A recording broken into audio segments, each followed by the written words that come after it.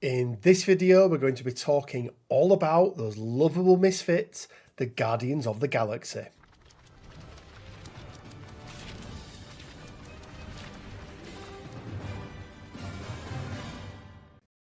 Hey guys, Rich from Rich Big Gaming. I hope everyone is doing fantastically well. Welcome to this, another MCP video, continuing our series in this post-War of the Kings world, where we do a deep dive into each and every affiliation.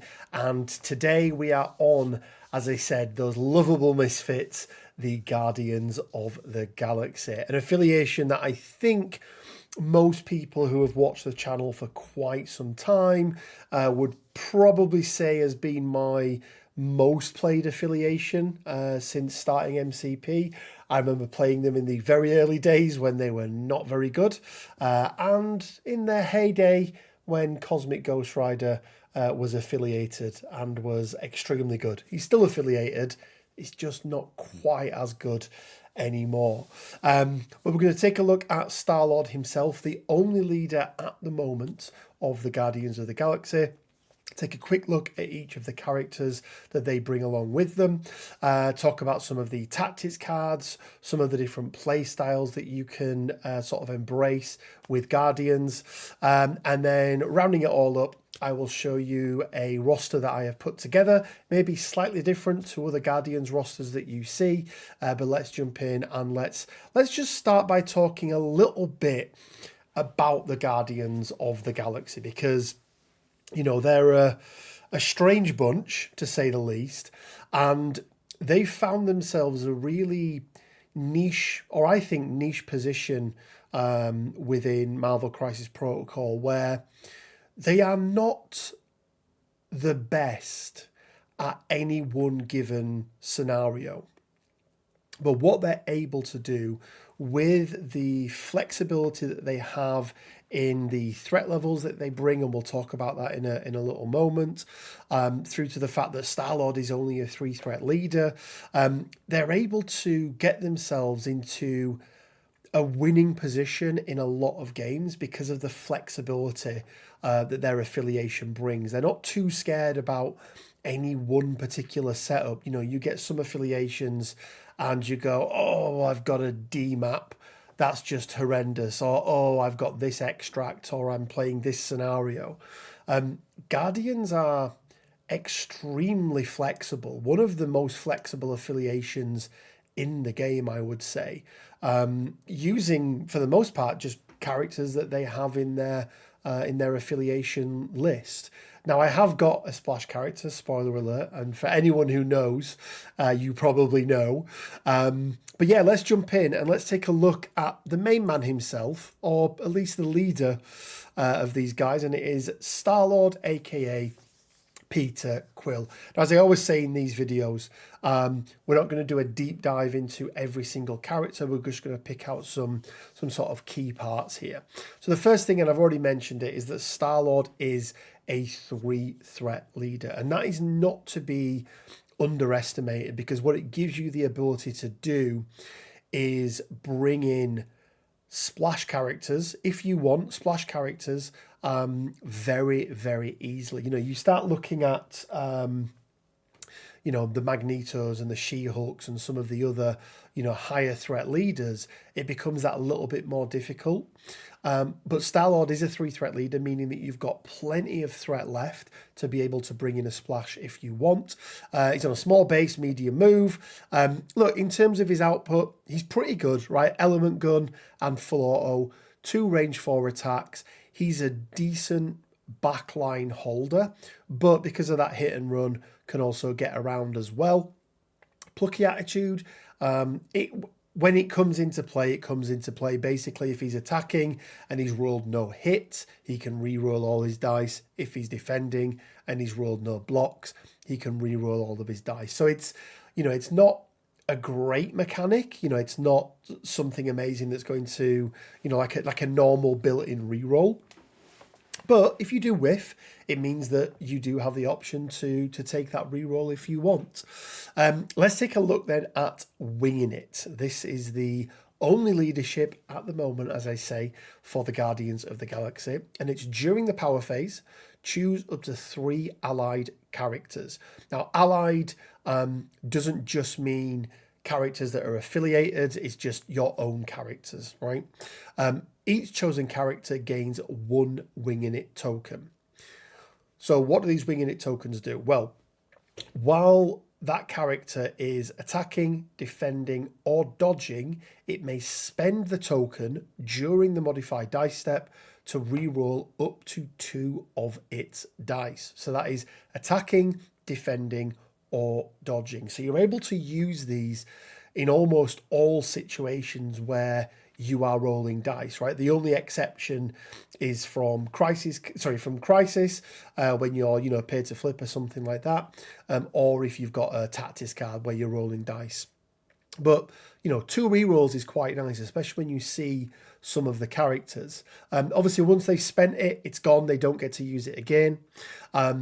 Where it says choose up to 3, you can't put more than 1 wing in it token on 1 character. So it is a maximum of 1 token per character. And then at the end of the round, if they haven't used those wing in it tokens, right? Let's say you've put it on somebody from a defensive standpoint and, you've just not needed to use it. Amazing. Or again with attacking, amazing. But if for whatever reason you haven't used it, at the end of the round, they're all taken away. And then during the next power phase, you redistribute them again. Star-Lord also has 6 health on his front. He does drop down to 5 on his back, but having that 6 health on his front can be really, really nice. It just means he's got that little bit more survivability. He also has flight, which means, he can get around the board that little bit easier, not bothered about terrain. And he is a gem bearer. You've heard me say it once, you'll hear me say it again. Do not take the gem on Star-Lord. It is a trap. Just being able to get a full auto off turn 1 is not worth it. Especially turn 1, you're going to be wanting to use that power for something else, probably picking up an extract and then running back or whatever it may be. No need, in my opinion, to ever take the power gem on Star-Lord, because he's still a 3 threat, he's still got all the stats of a 3 threat, and the power gem doesn't do anything for him. Okay, so that's the leader and that is the leadership. Let's take a look at some of the other things that make Guardians of the Galaxy, in my opinion, one of the most fun, but, I think one of the most competitive lists to take. And the first thing is their tactics cards. Now, they've got 2 non-character specific tactics cards for Guardians of the Galaxy. They've got Lovable Misfits, which, Lovable Misfits goes against all the rules of what you want in a tactics card. So basically, any number of Guardians players can spend 1 power to play this card. And then each character that paid to play gets to roll 1 die. And then based on what they roll, it does some different things. So on a crit or a wild, so that is a 1 in 4, right? They may immediately either make an attack with a power cost of 0, so what is normally going to be a builder or a gainer, or gain 2 power. So, if they don't have anybody in range and they've paid the power, they're going to get 2 back. So they're going to gain 1 power from it, right? So that's absolutely fine.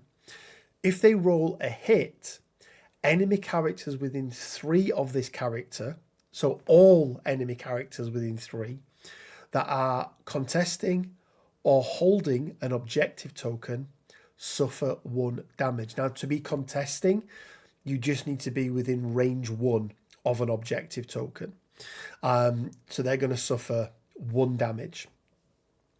If you roll a block or a blank, you may immediately make a short advance. Okay, so all of those things are quite nice. But if they roll a fail, this character and all other characters within 2, that is both your own and your opponent, gain the stun special condition. And then you have to complete each character's roll in the order of your choosing before moving on to the next. So you get to choose the order, but you can't roll for Rocket, get the attack and then go, okay, I'm going to save that attack and see what else I get. You have to roll the dice, complete the action, and then move on to the next one. So why is it not a traditionally good tactics card? Well, it's because there are so many variables in this. I have had Lovable Misfits single-handedly win me a game. I've also had Lovable Misfits get me to a point where it's pretty much lost me the game because that stun can be absolutely brutal, especially now they've lost their other card that removed all special conditions. That was just crazily good. But yeah, I still love Lovable Misfits. I'm rarely not taking it in my 10, and I'm rarely not taking it in my 5, but I love a little bit of chaos when I'm playing. So there we go. And then Galaxy's Greatest. Now, I want you to keep this card in mind when we go through any of the characters that we talk about, because it is crazy. Up to 4 injured allied Guardians of the Galaxy characters may spend 2 power each to play this card. Characters that spent power to play this card gain a big dumb hero token. Characters with a big dumb hero token add 1 die to their attack and defense rolls. So let's just go back and use Star-Lord as the example. Star-Lord's been injured. He spends the 2 power. He gets a big dumb hero. All of a sudden, he is now a 3-threat character with 4s across the board for his defense. He's potentially got rerolls because of winging it. And his builder is a 6 dice range 4. And his spender is an 8 dice range 4 that costs 3 power. Oh, by the way, that gives multiple conditions out based on the number of wilds that you roll. So just keep this card in mind when we're going through some of the characters, because Guardians have one of the best kind of clapback turns, I think, of any affiliation in the game. And what do I mean by clapback turn? Well, let's say that your opponent's got lucky. They've, dazed 2 or 3 characters in a single turn. So you're coming back with powered up characters. Well, you can spend 2 power on each of them for Galaxy's Greatest, and all of a sudden you've got 2 threats that are acting like 3 threats, 3 threats that are acting like 4 threats, and some 4 threats that can be, 5, 6 threat characters. So huge part of their game. Rarely are you going to not take this card in your 5. It almost always makes your roster, unless you're playing extremely tall. If there was some old lists where you would run Thanos, Cosmic Ghost Rider, and Star-Lord, for example. Now, in those situations, arguably there might still be a reason to take it, but obviously the more characters you have, the better, or the more value you're going to get from this card. So in my opinion, 1 strong card in Lovable Misfits when it works, and 1 amazing card in Galaxy's Greatest. Okay, let's look at some of the other things that make Guardians of the Galaxy very good. And that's the fact that they have got 2 in affiliation 2-threat characters. Now, yes, there are some other affiliations in the game. I think the only other one is, oh, dearie me, is it Cabal with both Bullseye and Bob? It may be. Let me know down in the comment section below. But I think it's fair to say that if you were to take Bullseye and Bob, Bullseye's amazing for the moment, but Bullseye and Bob, and compare them to Rocket and Nebula, there's a little bit of a gap. Rocket is arguably one of the best 2-threat backpoint holders in the game. range 5 attacks, right? 5 dice builder, 7 dice spender, 2/2/3. But as we'll get on to, we don't need to worry too much about that. Yes, he's only got 3 stamina, but he's got a personal bodyguard in the form of Groot, meaning that Groot can just take all of those hits from him, and he can't suffer damage from collision, and he always benefits from cover. Nebula, complete opposite, right? Rocket, back point holder, just shooting down the wings, shooting up the road, trying to do as much damage as possible. Nebula, again, trying to do as much damage as possible, but more up close and personal. Nebula, again, only a 2 threat, but she does have a long move. But the real kicker with Nebula is she cannot contribute towards your VP scoring. Now, in most affiliations, that's a really big thing, because having a character on the board that cannot contribute towards VP scoring is a little bit brutal.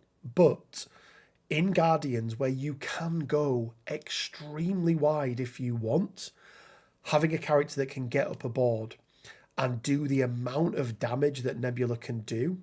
So, I mean, first of all, they're named the wrong thing, right? Her strike does shock, and her shock sword assault does stun, but never mind. But she has the assassin innate ability. So this character may reroll any number of its attack dice when attacking a character that is holding or contesting an objective token.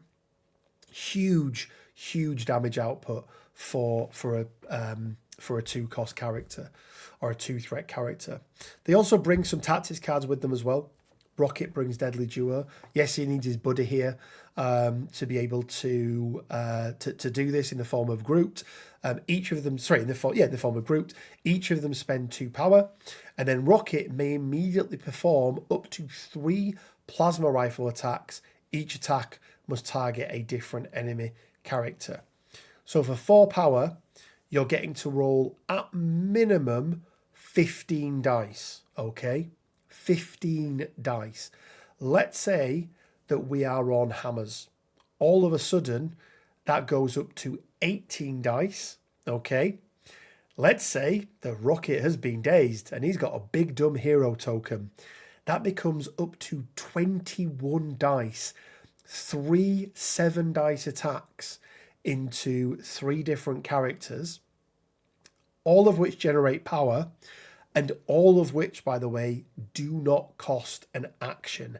That is the really, really good thing about this card. And when I spoke about Guardians having one of the greatest clapback turns in the game, if you have Rocket in the right position, and maybe you even need to make a move to get him close to Groot, but if he's been dazed and he comes back and he's able to pull this off, and then he can do, a Hadron Enforcer on top of it, or, 2 Hadron Enforcers because you're generating so much power, or a couple of extra plasma rifle attacks. Rocket has the ability of being able to take down a number of characters very, very easily and very, very quickly, just with the pure amount of dice that he is rolling. Nebula brings Daughters of Thanos. This does need Gamora for the team up card. This is a good card if you're going to bring Gamora along. You basically spend a power on each of them, and then after one of them's made an attack, the other one gets to make an attack, but it doesn't specify that it needs to be a 0 cost. So it can be, if you've got the power on it, it can be a shock sword assault from Nebula, or whatever it is from Gamora. So 2 very, very good 2 threats in Affiliation. Now, as well as 3 threats, Star-Lord, we do also have a Drax. I really like Drax. I think Drax is underrated. I think, at least in the way that I play Guardians, there is a job that he does very, very well. He will happily walk up to a midpoint. Just make sure he's not taking mystic attacks, but he'll very happily walk up turn 1 to a midpoint, pick up an objective, and if they do damage him, he can put a token on them, meaning that the next time he claps them back, he's going to be hitting them very, very hard. 6 stamina, 332, but he can also take it, so he reduces all the damage. He's also got character throws. He can push characters. He's got size 4 throw off the back of Titan Killer. He can throw terrain. He's just a really, really solid 3-threat character, and quite likes those rerolls that Star-Lord can give him as well. Okay, and then as well as Drax, we've obviously got Groot. Groot is a great objective holder. Yes, he lacks on the energy side, but his stamina pool for a 3-threat is so good. And the fact that he has an inbuilt heal that effectively it's better than the damage that he's taken, right? Because he gets to spend 2 power and he gets to remove 3 damage. So if somebody does 3 damage to Groot, he gains 3 power. He then spends 2 of that 3 power to remove all the damage, and he's still net 1 power up, which, is really, really nice. He obviously bodyguards Rocket as well. His strike is range 3, which is quite nice. Tangling Vines is one that I think catches a lot of people out. Spend 2 power, give them the root special condition. You can do this as many times as you want. Root is one of those really annoying special conditions. And then, his big spender, I Am Groot, a guaranteed, unrestricted medium throw, omnidirectional, and a guaranteed stagger. Really, really good. He also brings We Are Groot. Again, with healing being at a premium now in the game, we lost a lot of the healing cards. You spend 3 power, all characters, all allied characters, including himself, within 4 of him, remove 2 damage. So just to keep some of those characters alive that little bit longer, eke them out, this can be a really, really clutch card. They also have a great selection of 4 threats: Agent Venom, Bill, Ronan, Gamora, and then the latest edition, Yondu, who just brings, again, he's a backpoint holder. He's doing a lot of what Rocket is doing, but when you don't want to take Rocket for whatever reason, Yondu is a great alternative backpoint holder. His whistle while you work can just do crazy stuff. He can ravage a code, steal everything. When a character within 2 of this character would drop 1 or more objective tokens, this character may use a superpower. Move 1 objective token the chosen character is holding to this character. He is then holding it, right? It's so good. It just stops your opponent being able to take those objectives from you. So really big fan of Yondu. And again, with all of these characters in particular, right? Just imagine, let me just move Yondu out of the way a second there. The big dumb hero token, right? All of a sudden, Ronan is a 4/5/5 with a 6 dice strike with a throw off the back of it. Gamora is a 4/4/4 across the board, but she's doing a 7 dice cosmic assassin. Bill goes to a 5/5/4 with a 6 dice stormbreaker, 7 dice summon the storm. They just start to stack up and become so good. So yeah, just you have to sort of imagine that these characters just get better the moment that they've been injured and they flip to their day side. We do have a couple of 5 threats. We do have Angela. She is an in-house midline extract grabber. I have a weird time with Angela. And I don't know why, because there's nothing on her card that is bad, but she just never seems to work for me. Now again, big dumb hero token, right? 5s across the board, 7 dice builders, right? She's getting into, 6 threat, arguably even higher threat category there, but it is only obviously for one side. I don't know what it is with her, but she just never really clicks with me. But she is an inbuilt midline extract grabber, and definitely one that you should consider taking. But as I said, we do have a lot of flexibility in Guardians to be able to take some splash characters should we wish. We've also got the other latest addition to the Guardians alongside Yondu, which is Nova, aka Richard Rider. Falls across the board, long move, huge amount of things that this guy can do. I mean, his tactics card that we'll get onto in a little bit is just crazily good. Generates power really well. Has this faster than light that's like a hit and run, but with a range 2 place instead, which can be nice, right? It just gets him to where he needs to be, especially if you're going to do an attack with a Nova Burst, for example, and then you're going to spend the 2 power to be able to, move off the back end of it, to be able to get in position for a big light speed lance or something like that. I like Nova. He does some really cool things. He's a bit more of a scalpel, I would say. But again, he's a great Guardian. And again, you add that big dumb hero token in the mix, and it is just crazy how good he can become, right? A 8 dice beam attack is just absolutely crazy for 5 power. And then lastly, we have got Cosmic Ghost Rider, aka Frank Castle.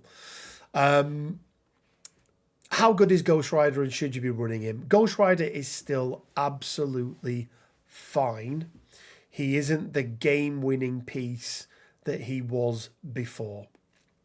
We do have to remember that big dumb hero tokens still work on him, all right? So 5s across the board with a 7 dice builder and a 13 dice power cosmic penance there. But he has lost a lot of his early game, early game impact, I would say. And there is, in my opinion, a better version of Ghost Rider to take that you can actually take alongside. And I have been known to double run Ghost Riders in my Guardians of the Galaxy list. But this wouldn't be a Guardians video if I didn't mention Jonathan Blaze, the original Ghost Rider. This guy is so good, in my opinion. And Guardians of the Galaxy, I think, is the best home for him. Why? Well, he brings a really nice tactics card called Deal with the Devil. And basically, if he would be dazed, he can take over another character. They're dazed instead. If they're on there, if he would be KO'd even, not dazed, he takes over them. The spirit of vengeance goes in them, I imagine. And basically, he can come back either on his day side if they were dazed or his healthy side if they were healthy. All for the cost of a 2-threat character and a tactics card. Crazy good. Oh, by the way, if he's already been as well, he drops any tokens that he's got, including activated tokens. He gets around the board. He does a lot of damage. And this is one of the reasons why I said I don't mind maybe foregoing a midline extract grabber with Guardians of the Galaxy.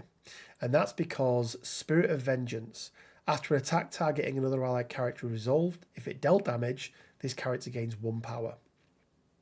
Now, if you can get into a position where Ghost Rider can be on 3 power by the time that you activate him, and that only means somebody's been attacked twice, he can do a Hell on Wheels and get up the board and then double tap somebody with that Chains of Damnation, which is absolutely brutal. Dishing out the Hex, that second attack becomes so much more impactful.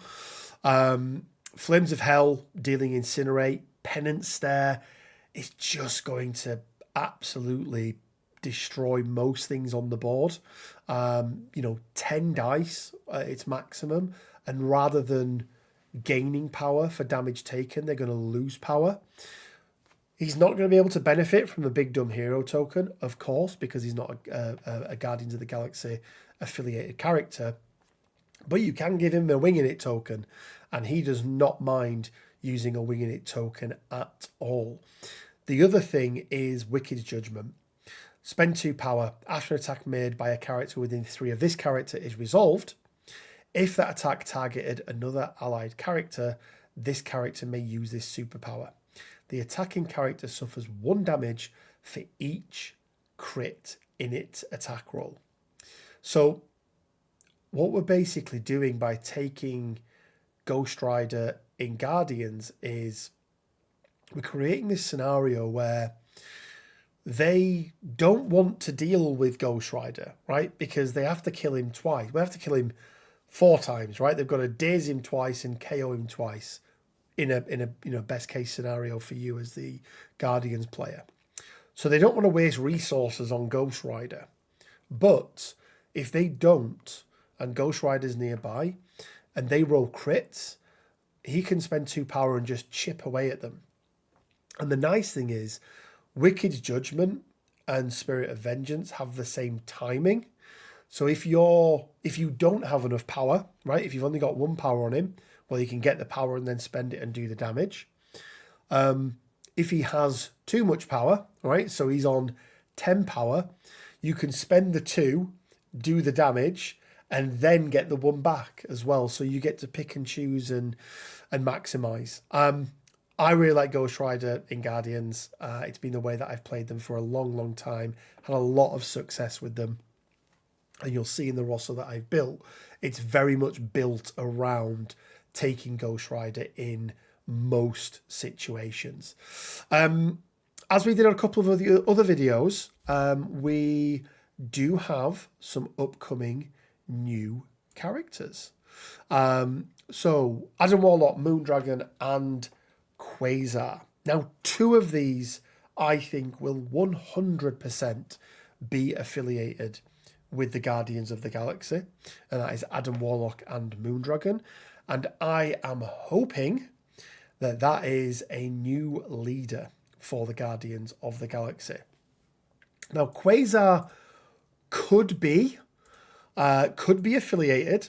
It just really depends on which version of Quasar that we're going to get. So there's a version of Phyla Vel, right? Which is like the other version of Quasar that is a Guardians of the Galaxy member. But I don't believe Quasar himself has ever been a Guardian of the Galaxy. He is Avengers, S.H.I.E.L.D., a few others, right? Defenders for a Day, Project Pegasus, and other such ones. So it depends on which version we get, but I have a sneaking suspicion. So I'm just putting my thing back up there. Sneaking suspicion that all 3 may be Guardians of the Galaxy.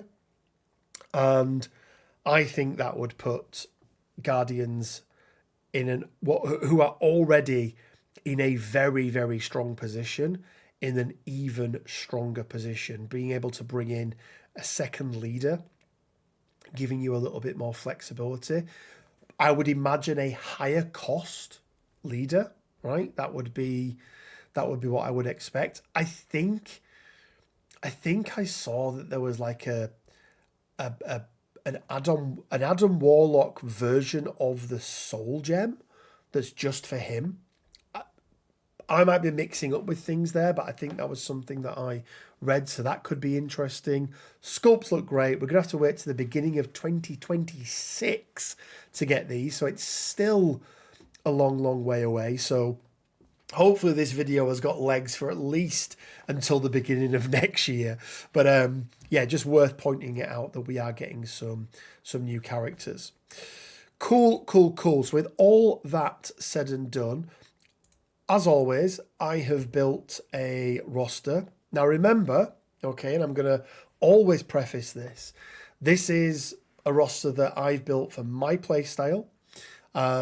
It's using predominantly Guardians characters, but this is not the only way to play them, right? You can bring in a lot more splash characters. You don't have to bring in some of the characters that I've brought in. But let's jump over. Let's take a look, and I'll take you through some of the scenarios and my sort of core and some of the play styles that I'm thinking of when I'm putting this roster together. Okay, guys, so here we go. This is the first, because I have put two rosters together because I had so much fun playing another version of this roster that I really wanted to share.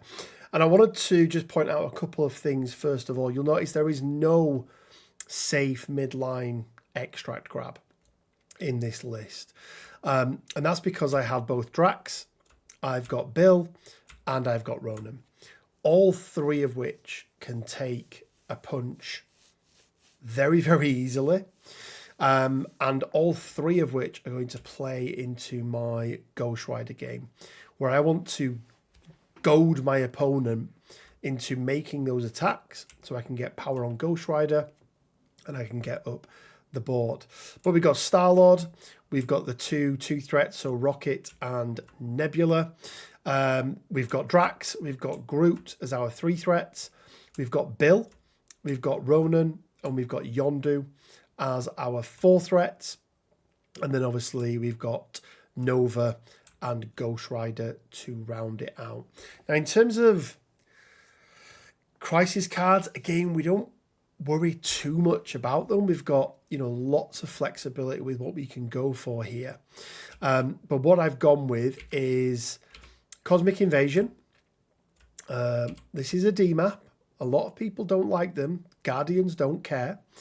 It does mean that we'll take slightly different characters, but it also does mean that we're going to be in a position where we can potentially get that bonus 2 power on Ghost Rider turn 1, which is always really, really nice.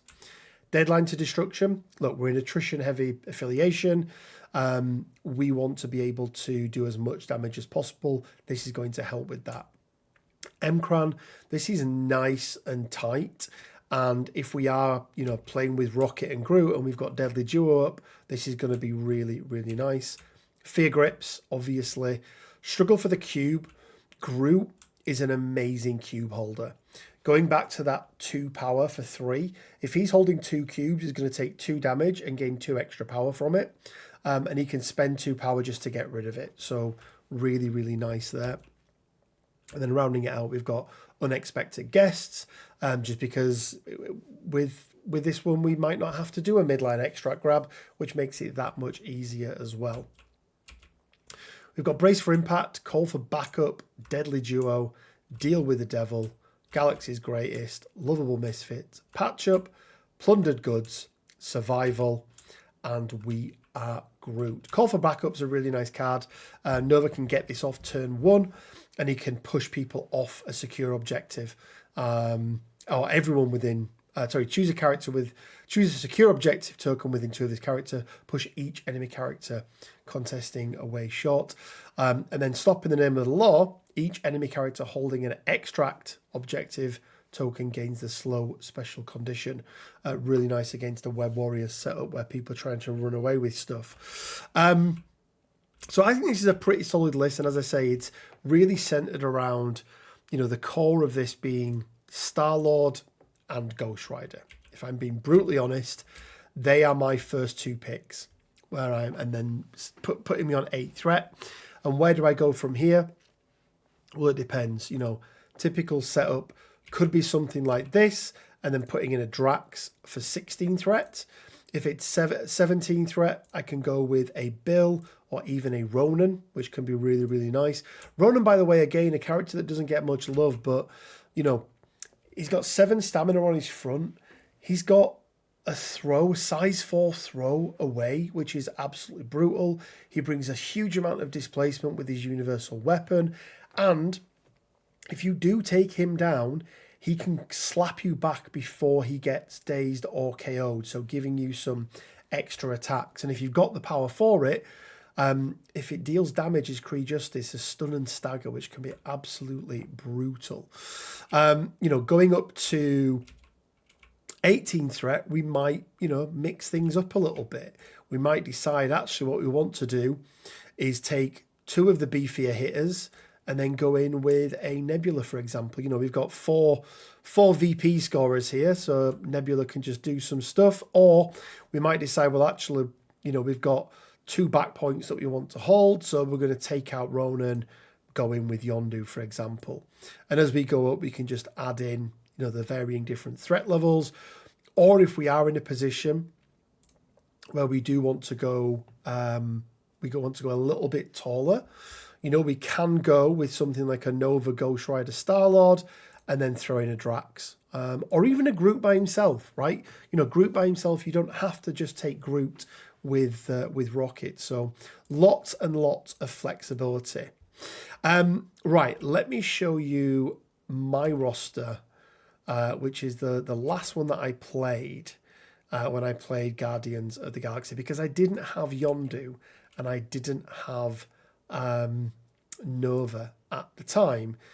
But this is my vampiric Guardians of the Galaxy list. So when Thanos was nerfed, I still wanted to play some Dracula, and I had a lot of fun with this list.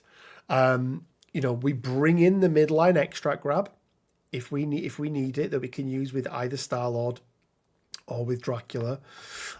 We keep the extracts and secures identical. You know, we can handle any situation with this dual affiliation.